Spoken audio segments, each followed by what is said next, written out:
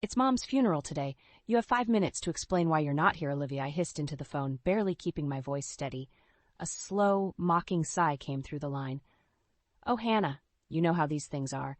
Everyone grieves in their own way. I needed some retail therapy. My knuckles turned white as I gripped the phone. Retail therapy? Really? We're burying our mother, and you're shopping? Well, like I said, we all have our ways, Olivia continued, unfazed. Besides, I didn't share that close of a bond with Eleanor. You should understand that. I understand perfectly, I snapped, glancing around the crowded funeral home. The place was filled with relatives and friends, all here to pay their respects. Except for one glaring absence. I could hear heels clicking on what must have been a polished mall floor on her side of the call. Hannah, darling, don't be so dramatic. Michael and I will be there for the reception. That's what counts, right? My vision blurred with tears of frustration. I wanted to reach through the phone and shake her. What counts is being there for family when it matters. Well, I guess we'll agree to disagree on that, Olivia said dismissively. I have to go now. There's a sale at Nordstrom.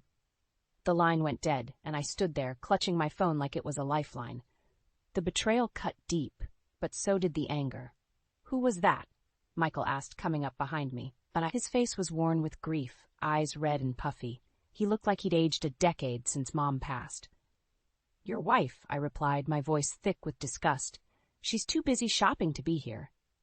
His brows knitted together, but he just sighed. Olivia grieves differently. Let's just get through today, okay? I wanted to shake him. Different?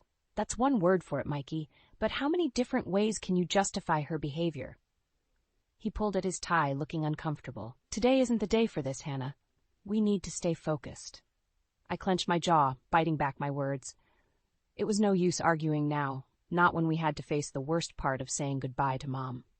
I followed Michael back into the chapel, forcing myself to breathe deeply. Friends and family turned to watch us, their sympathetic smiles doing nothing to soothe the raw ache within me. I took a seat beside Michael, who stared blankly ahead. As the service began, my mind drifted to the countless other slights, grievances, and downright manipulations Olivia had pulled over the years. She was more than just a no-show at a funeral. She was a toxin spreading through the remnants of our family. I knew one thing for certain. Today was the start of something. I wasn't just losing a mother. I was waking up to a fight. Olivia might think she could manipulate and snub us without consequence. But she'd underestimated one thing, my resolve to protect what's left of our family. Mom deserved better than this, and so would Michael. I would make sure of it. I stepped inside the front door of our childhood home, the cool air and familiar smells wrapping around me like a blanket. The place had changed, though. It wasn't the cozy, cluttered home I'd grown up in. Now everything was sleek and modern, cold. Michael trailed in behind me, looking drained. You okay? He asked quietly. Just trying to recognize this place, I replied, my eyes scanning the open floor plan. It barely feels like home anymore. He shrugged. Olivia wanted some updates. Mom agreed it was time for a change. Some updates? I almost laughed, but it came out as a bitter scoff. This looks like a showroom, not a home. How did she afford all this? Michael frowned. Mom helped out. She always wanted us to be comfortable. Comfortable. Right.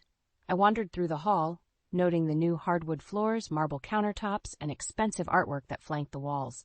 All of it screamed Olivia. Extravagant, unnecessary, manipulative. I paused in the living room, my eyes landing on a plush white sofa. Do you remember when this room was filled with Mom's antique furniture? Michael smiled faintly.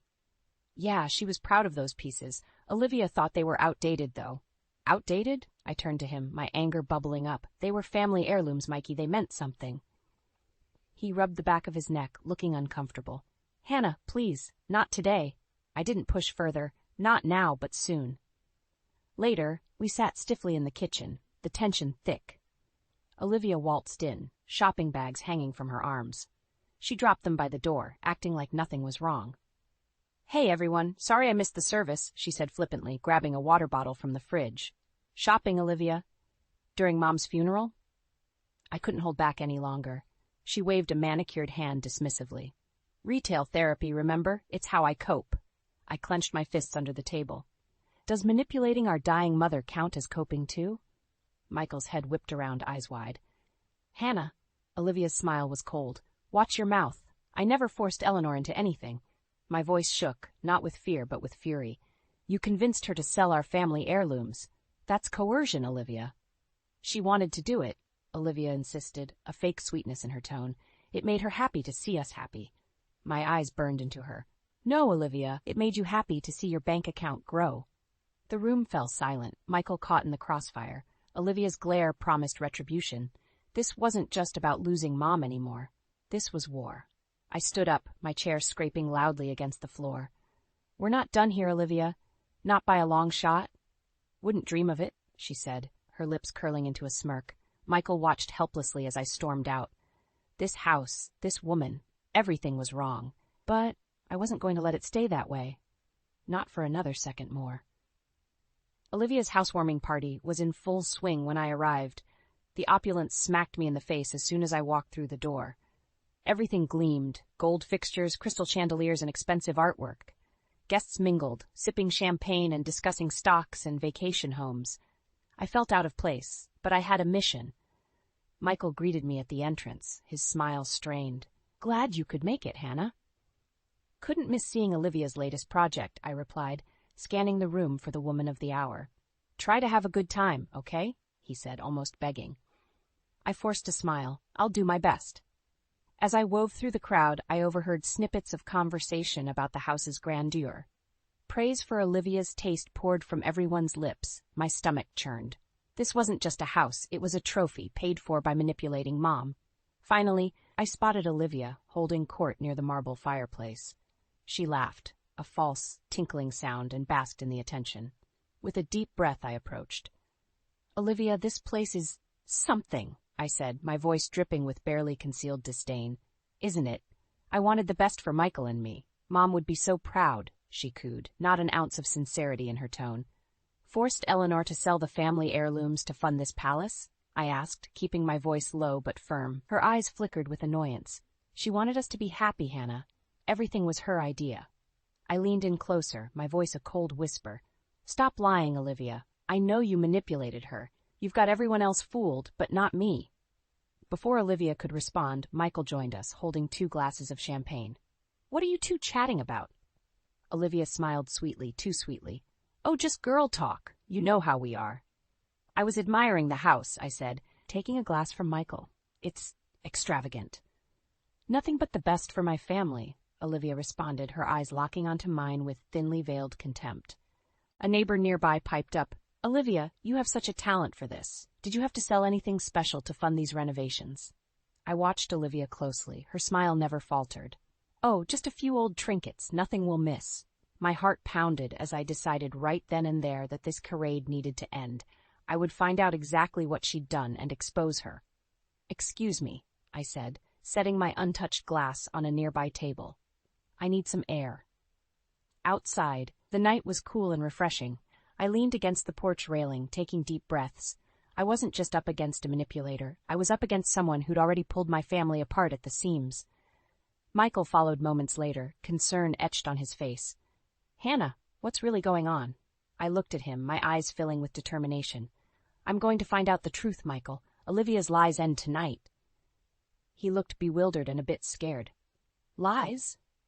What lies? I grabbed his arm, my voice steady. Trust me. Just be ready, okay? We can't let her get away with this.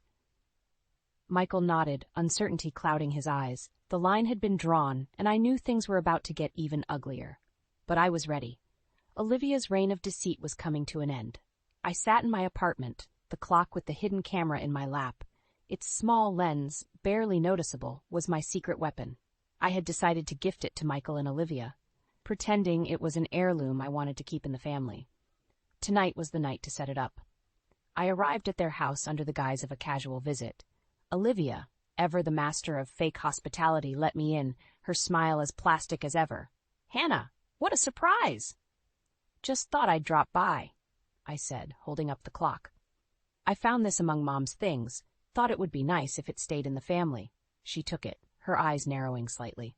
How thoughtful. I'll find a spot for it.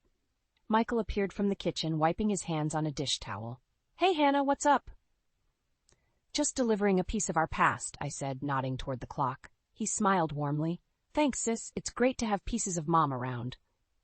We chatted for a bit, Olivia maintaining her frostiness. I made my exit soon after, feeling the monstrous weight of what was to come. Back at my apartment, I monitored the feed daily. At first, it was nothing but mundane household activities. Cooking, chatting, TV time. Then, one evening, the camera captured something. Olivia was in the kitchen, barking orders at Eleanor, who looked frail and exhausted. Pick up the pace, Eleanor. I don't have all day. My heart clenched. Eleanor shuffled about, her hands trembling as she tried to keep up. Olivia continued her tirade. Maybe if you spent less time napping and more time working, we'd have a decent meal around here. I clenched my fists, my anger boiling over. This wasn't just manipulation, it was abuse. The next few days were even worse. Olivia berated Eleanor about everything, her slowness, her forgetfulness. Honestly, Eleanor, she sneered, you're practically useless. I watched, helpless fury building inside me. I had to get this footage to Michael, but I needed more to make him see the truth. Those were the longest days of my life.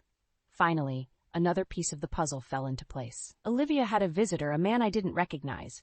They spoke in hushed tones, and as the camera caught their conversation, my blood ran cold. Greg, you idiot, Olivia hissed. Michael can't find out about us. Not yet. Greg smirked. Don't worry, babe, he's clueless. My hands shook as I continued to watch. The pieces were coming together. Olivia wasn't just emotionally abusive, she was cheating too. I transferred the footage to a USB drive, my mind racing with the next steps. Michael deserved to know the truth, but he had to hear it from me, not through cold video evidence. I couldn't wait any longer. The next day I called Michael. Hey, can we talk? There's something you need to see, I said, my voice steadier than I felt. Sure, he replied, sensing the urgency. Tonight? Tonight, I confirmed, the weight of what was about to happen pressing down on me. That evening I sat in my apartment, the USB drive in my pocket like a burning ember. This was it, the moment of truth. Olivia's reign was about to end, and Eleanor would finally have justice. The funeral home was a somber affair, every detail thoughtfully arranged. Michael and I moved through the preparations in near silence, an unspoken understanding of the weight of the day. Olivia, however, was nowhere to be found. Where's Olivia? I asked, glancing around the room filled with floral arrangements and solemn relatives. Michael sighed, his eyes darkened by fresh grief. She said she had some urgent errand to run. An urgent errand? I snapped. We're preparing for Mom's funeral, Michael. What could possibly be more urgent? He just shook his head, unable or unwilling to answer.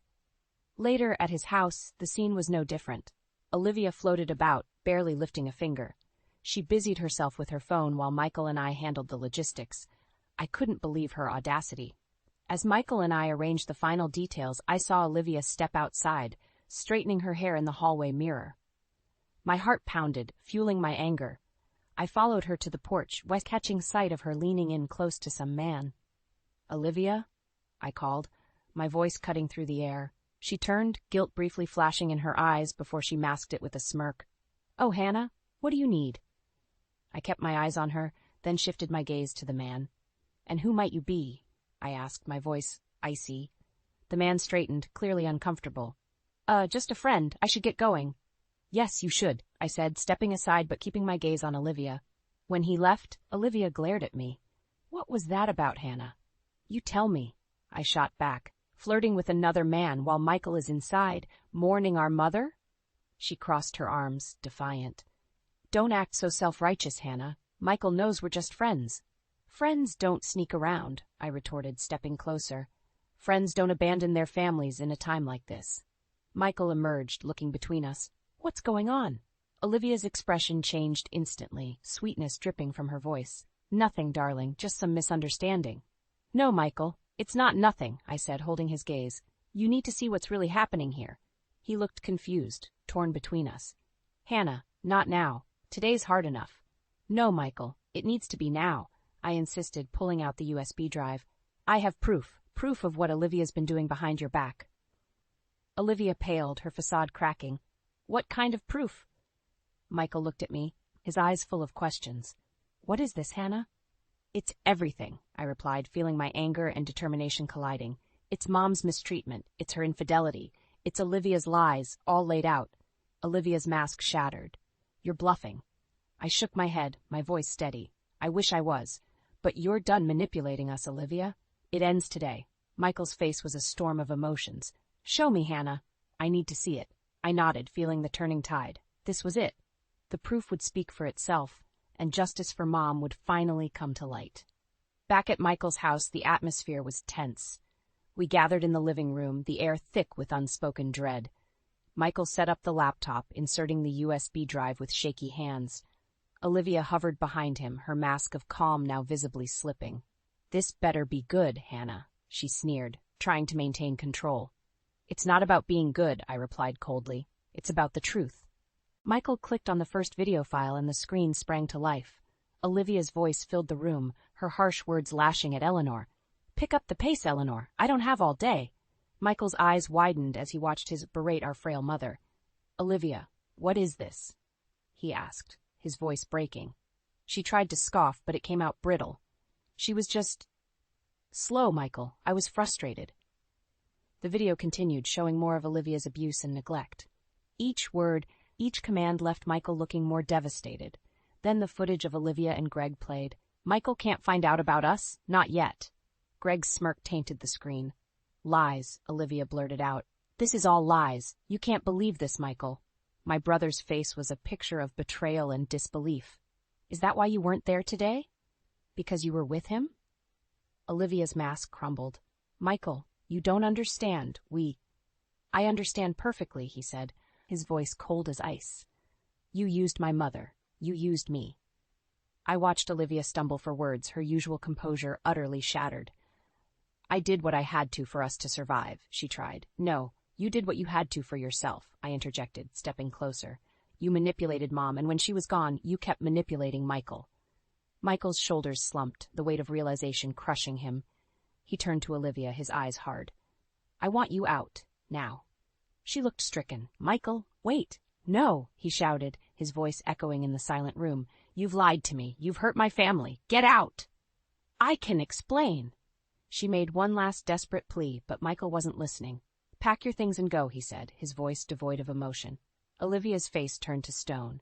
This isn't over, she hissed, gathering her coat. I met her gaze steadily. You're right. It's just beginning. She left, slamming the door behind her. The house felt lighter without her presence, but the damage had been done. Michael sat down heavily, burying his face in his hands. How could I have been so blind? He whispered. I sat beside him, placing a steadying hand on his shoulder. She was good at pretending. But now we know the truth, Michael, and we'll move forward from this. Together. Through the window, I watched Olivia's car disappear into the night. Her reign of deceit was over, but the aftermath was just beginning. For the first time in a long while, it felt like we could finally start to heal, free from the web of lies she'd spun around us. Michael and I sat in the family lawyer's office the next morning.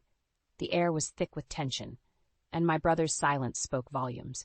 He stared at the documents on the table, the reality of his upcoming divorce sinking in. The door creaked open, and Olivia strode in, flanked by her own lawyer. Her eyes were cold, calculating. She was ready for a fight. Hannah, Michael, she greeted icily, taking a seat across from us. Michael didn't respond. He was a shell of himself, remaining focused on the task at hand. Our lawyer, Mr. Chambers, cleared his throat. Let's get started, shall we? Michael is seeking a divorce and full control of the house, Mr. Chambers stated, glancing over at Olivia's lawyer. Olivia scoffed. On what grounds? This house was built with my hard work. I couldn't keep quiet. It was built on my mother's sacrifices and lies, Olivia. Her lawyer intervened. This meeting is about legal proceedings, not personal vendettas. Michael finally spoke, his voice unwavering. The house stays in my family. You deceived us, took advantage of my mother, and cheated. You have no claim to it. Olivia's mask momentarily slipped, but she quickly recovered, her face a portrait of feigned indignation. Michael, everything I did was for us. You must see that. He shook his head, pain etched into his features. You didn't do anything for us, Olivia. You did it for yourself. Mr. Chambers slid a stack of papers towards Olivia's lawyer. We also demand financial restitution for the funds Eleanor provided for the house. That's absurd, Olivia exploded, eyes blazing. You can't prove anything. I reached into my bag, pulling out another USB drive. "We have evidence," I said, my voice hard.